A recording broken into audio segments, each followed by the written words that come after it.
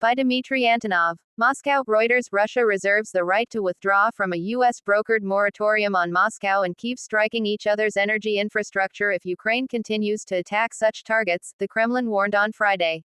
The United States announced separate agreements with Ukraine and Russia on Tuesday to pause their strikes against each other's energy targets, a potential stepping stone that Washington hopes will lead to a full ceasefire and peace talks to bring a definitive end to the three-year war.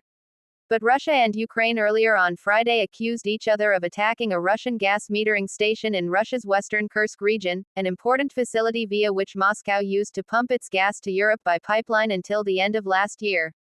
Kremlin spokesman Dmitry Peskov, who has previously said the idea that Russia would attack its own energy infrastructure is absurd, suggested Moscow's patience with the moratorium was running out.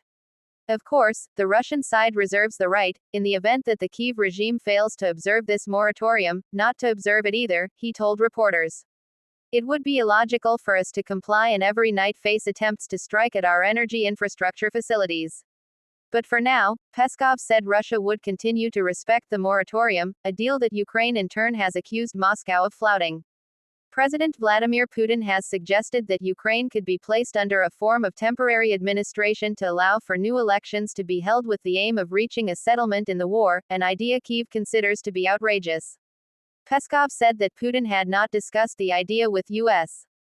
President Donald Trump in previous phone conversations which the Kremlin had announced. Putin had floated the idea now because Russia was worried that armed nationalist forces in Ukraine were gaining strength, he said.